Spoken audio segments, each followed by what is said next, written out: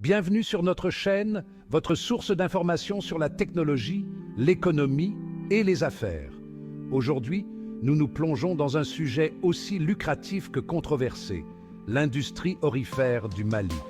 Plus précisément, nous explorerons les implications économiques massives des exportations illégales d'or en provenance du Mali. Plantons d'abord le décor.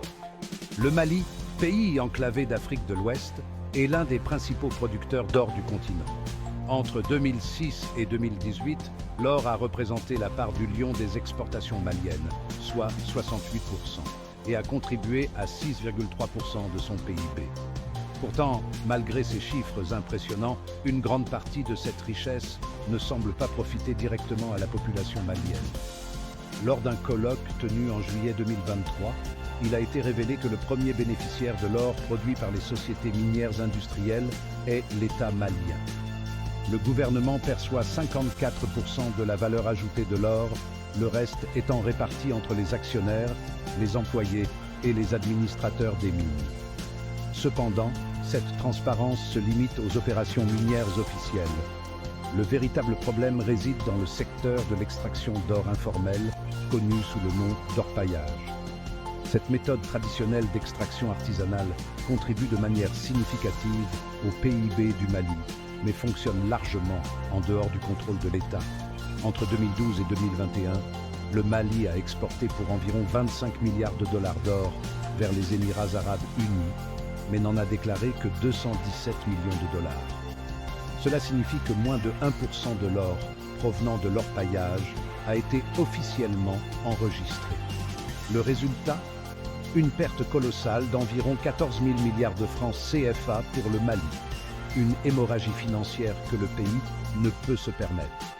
La complicité interne joue probablement un rôle dans la facilitation de ces exportations illégales. Pour vous donner une idée, 532 tonnes d'or ont été exportées clandestinement au cours de cette période. Rien qu'en 2021, 127 tonnes d'or d'une valeur de 4 062 milliards de francs CFA ont été exportées vers Dubaï, entraînant une perte de 990 milliards de francs CFA pour le Mali. Cela nous amène à la question cruciale, que peut-on faire pour rectifier cette situation ? Le colloque de juillet 2023, organisé par le Centre de recherche et d'expertise minière, a proposé plusieurs recommandations. Premièrement, il est urgent de réglementer le secteur de l'orpaillage, qui produit environ 20 tonnes d'or par an grâce aux efforts de 2 millions d'orpailleurs.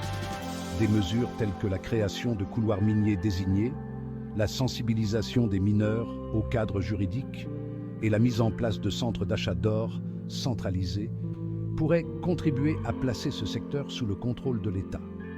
De plus, la mise en place d'un guichet unique d'exportation pourrait rationaliser les opérations et réduire les possibilités de commerce illégal.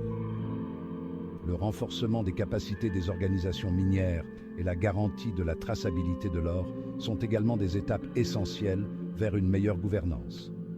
En conclusion, si l'industrie aurifère du Mali présente un potentiel économique important, ses avantages sont ternis par l'ombre des exportations illégales et de la complicité interne.